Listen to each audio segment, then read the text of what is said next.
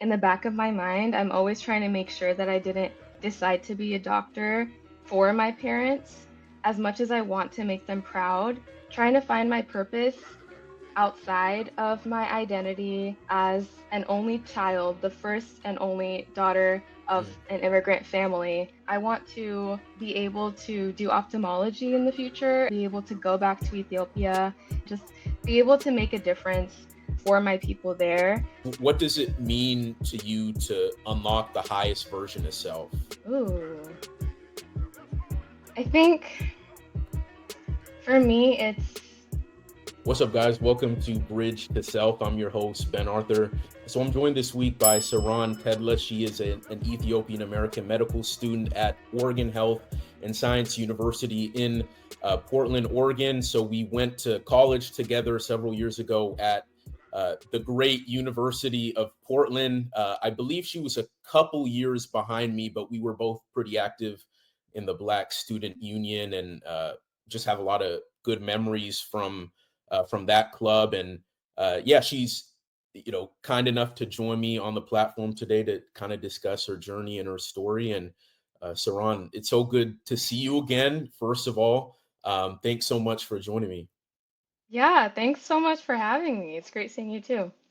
Being Ethiopian, having that kind of in your background, I guess what do people need to know about that heritage, your cultural context at home to understand the woman you are in this moment?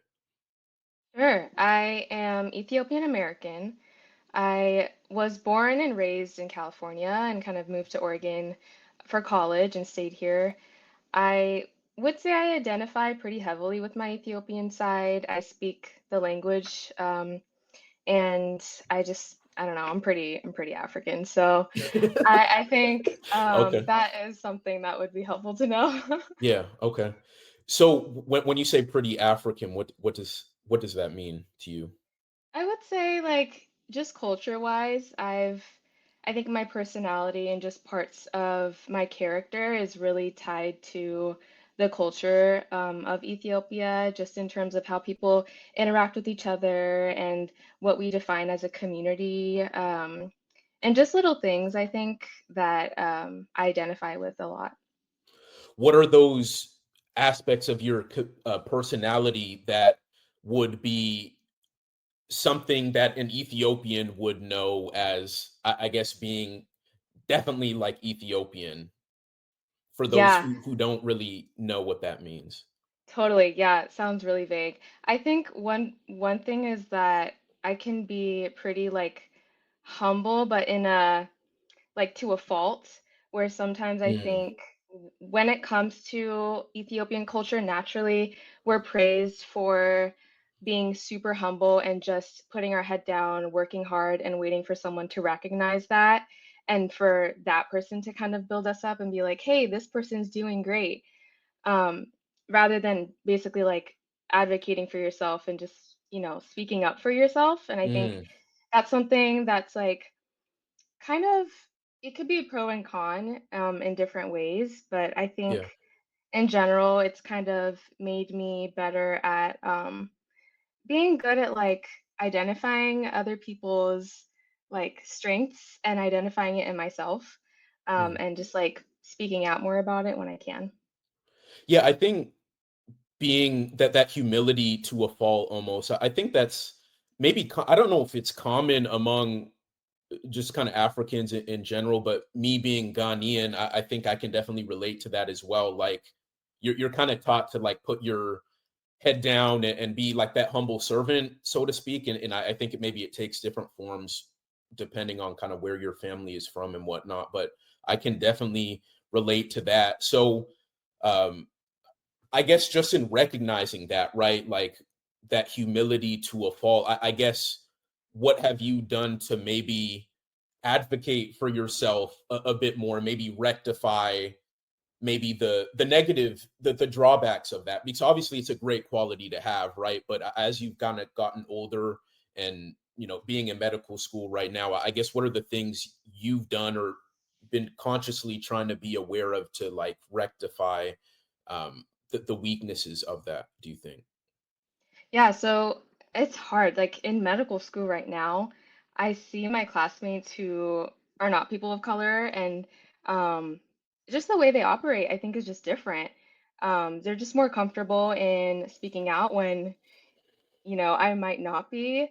There's a hierarchy in medical school, like in the Mm, hospital, there's the attending, the resident, and then there's you, like bottom of the barrel generally. And so it's kind of hard to feel okay enough to even like do things that might be outside of your line, whatever that line is, which is yeah. already vague on its own, and that's a whole different topic. But I think just seeing how other, maybe like my white counterparts, how they operate, and trying to emulate that in a way, but also staying true to myself. So when it comes to things like if I am feeling misunderstood, like if I am late to clinic or Mhm. things like that that I see when other classmates are kind of more unapologetic when showing up and being like, "Oh, hey, sorry, I was a Mm, few minutes late." Um, and then versus like usually when I would be late, I'm just a little more freaked out about it and worried like, "Oh my gosh, like what are they going to think about me?" This that. But just being more aware of how overly apologetic I can be sometimes, like saying sorry is something that comes way too natural to me, and I'm working on saying that less and just standing firm and like, "Hey, my apologies, there was traffic," and just like moving on instead of like overdoing it. And because I think that can sometimes make yourself smaller in mm, ways you don't really think about, but is kind of how you're perceived. And it's unfortunately really important how you are perceived when you move about as a medical student, because you're kind of just constantly judged. They yeah. don't really they don't really know you, so they have like a week or so or 2 weeks to really work with you and know you. And there's a whole thing of like, they write about you after, like a review about how you are as a medical student. So Oh, there's wow. always that pressure, to like put your best foot forward all the time, and kind of like twofold as someone who is Black. Yeah. So yeah, it's just like a bunch of those things kind of put together.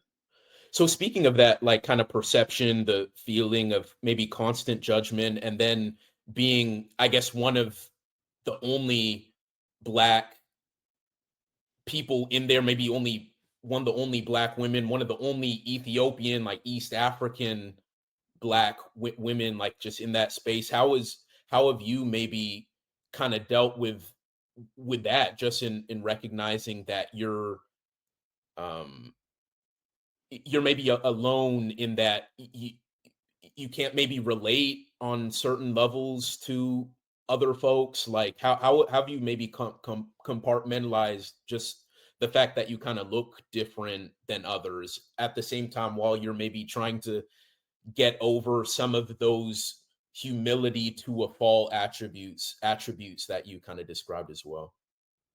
Yeah, it's hard. It's really hard, but it's something, working on every day. I think one Yeah. thing that's really helped me is having humor about it and just taking things on the chin. Like, I don't know, sometimes people talk about things in the OR and I'm like, wait, what? I don't know what this skiing mountain is, or I don't know like Oh, yeah. anything about, like, I can't relate to some things, and I feel like I'm kind of just like, okay, it is what it is, and moving on. I think that's kind of helped, and also working on fully accepting myself, both me feeling maybe not white enough for the spaces I'm in that are predominantly white, and Mm, also feeling not African enough in like spaces where it's like family functions and things like that, because I'm yeah. always feeling like I'm in the middle, and I don't Yeah. think that's something that ever will go away completely. And so one thing I've been working on recently is just radically self-accepting both sides and being like, hey, like I'm not perfect. Like I'm not gonna fully understand the cultures of either side. Like I don't ski that much. I honestly don't hike that much, but I also don't understand every word in the Ethiopian language. Like I will be confused in conversations, and Yeah. like being okay with that. And it's like no one's perfect, and Um, just like being like, hey, y'all don't mess with me. That's cool. Like I am who I am. Like Yeah. both sides put together, and that's just what it is. What are the things you've done to like accept that truth more, right? Because I think that's the reason why I started this podcast for like people like us, where you're kind of in between worlds a bit. Like you have African immigrant parents, but you grew up in the US, and like you kind of find yourself between worlds a bit, where you kind of relate to both the American and the African side, but you're not 100% of either, and you find yourself in this kind of weird space of like, where exactly do I fit in? And so, and you had mentioned earlier how you identify so fully like with that African, like that Ethiopian side, but at the same time, you maybe don't, like you were saying, don't understand every single word in the Ethiopian language, and maybe feeling a disconnect with those who are straight from Ethiopia. So how have you, I guess, what are some of the steps you've tried to take to like radically accept yourself as you are, being someone who kind of sits between both worlds?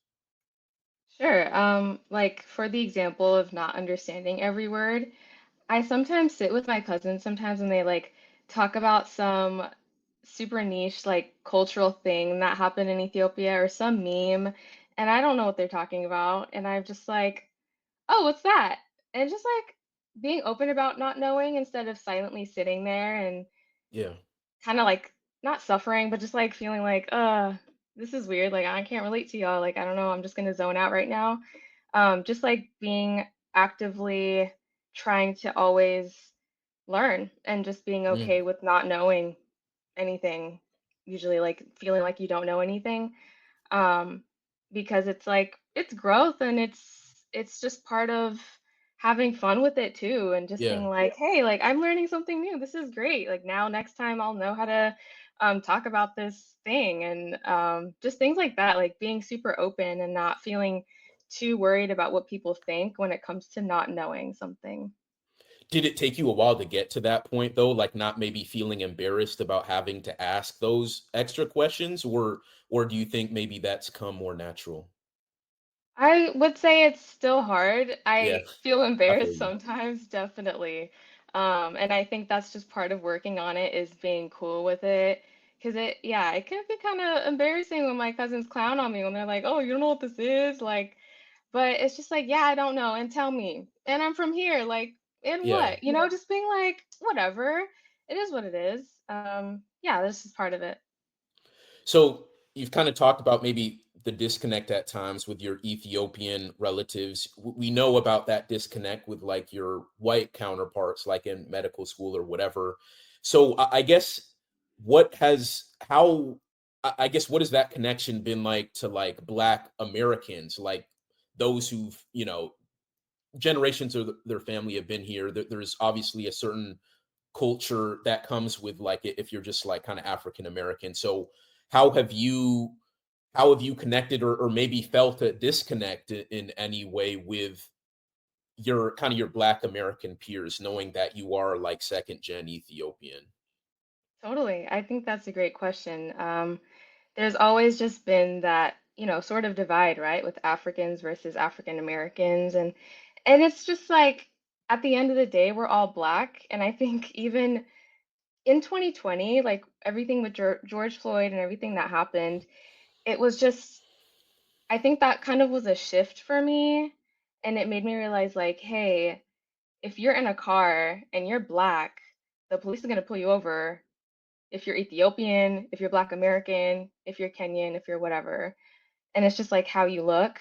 And I think a lot of people also kind of had that realization. And I feel like since then, I've also felt more of a connect with African Americans. I don't think I've ever really struggled with um, connecting with African Americans. I feel like I identify as one. So Hmm. it doesn't really I don't think that's something I necessarily struggle with, but at the same time, I do see that some of my character can sometimes feel a little too African.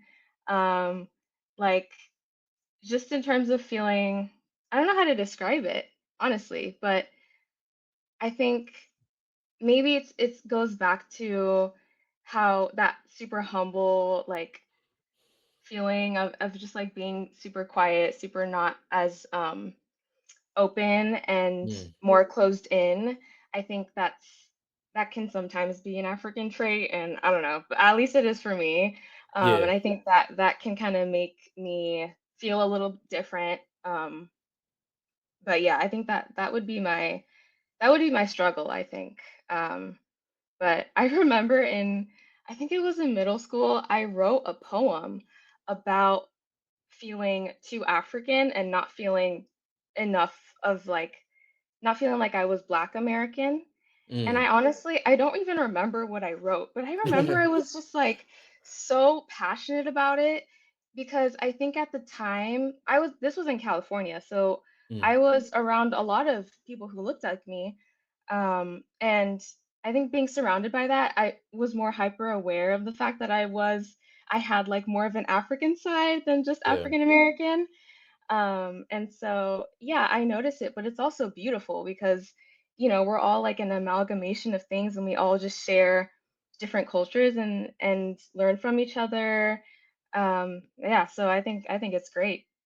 So speaking of like maybe feeling too African, right? In kind of an environment like that, as you've kind of transitioned to Portland, which as we both know is very white, I guess it is what is that like? Is it more so because to me sometimes in like white environment, because I've been in white environments my whole life, it's never in white environments, it's almost like I'm conscious of maybe being too black as opposed to like being too African. And so has that ever like when you're like in medical school, right? Like where you're around mostly white people, is that something you're conscious of? Maybe like the too African part, or is it more just like being kind of black in general and maybe not wanting to be perceived a certain way? If that, I hope I'm making sense. Yeah, yeah, you're making sense. I think in medical school, being maybe like one of five Black girls or people in our class, it was definitely more of feeling Black in general, not necessarily feeling too African, but just feeling Black. It's so it's, that thing of always being mistaken for another Black girl Yeah, is just like super common. Like it's just like an everyday, every other day thing.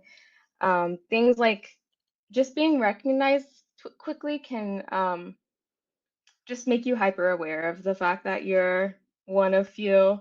yeah, And yeah, I think it's just looking how I look in the spaces I am in itself is a little, I think, disturbing to the space and to the people in the space.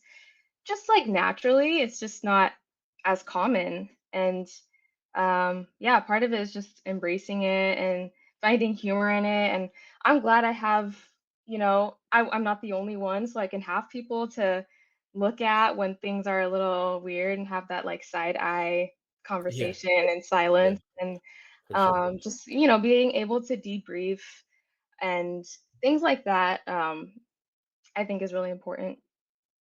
Back to your upbringing a little bit. I guess what were the maybe the cultural expectations that you face, whether they were explicitly said to you by your parents or maybe just unsaid, just kind of expected, right? Like just indicated um to you, like just being in an Ethiopian household.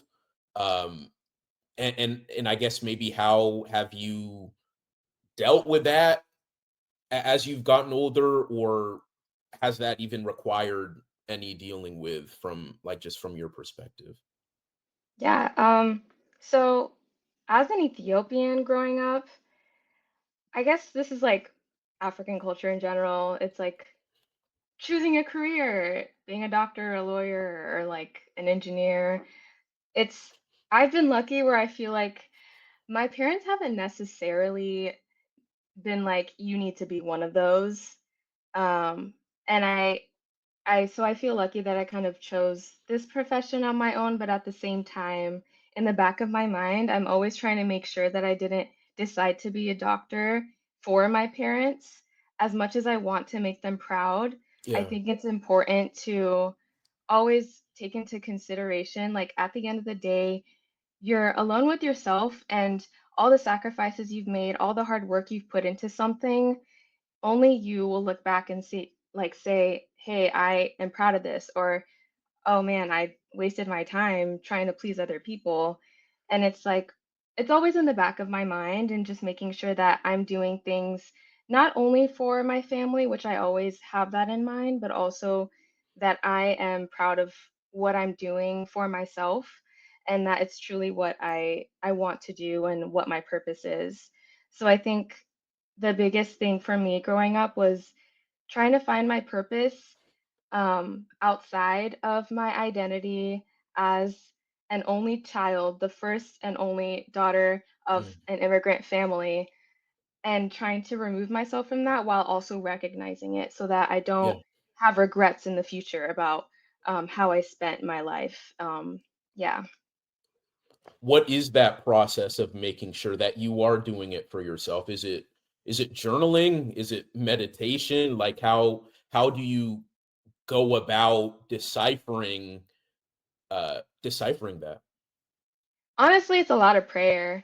I feel like and journaling. I guess I don't really journal, but I kind of just think to myself. Maybe it's meditation. Um, just really reflecting, taking time sometimes to sit back and be like, am I really doing this for myself or not? Especially when it gets hard. I think that's really when, when you start thinking like, man, is this worth it? Like, is this worth doing the work for? Like I know for me, when it comes to different research projects, because I do a lot of research in medical school, so like with that comes along working with many different types of people. And sometimes that can be pretty difficult. I don't um, necessarily feel like everyone is super easy all the time to work with. And Yeah. so sometimes, just thinking about like, I guess, I don't know, I guess I'm just like, I like to reflect and think, hey, is this something that I really want to invest my time into for like a project or for something that some physician wants me to help them with? And because, there's only so much time you have in a day, and as much as you want to like do as much as you can to, do whatever you're passionate about, I think it's like important to reflect sometimes and just be like, okay, do I actually want to do this?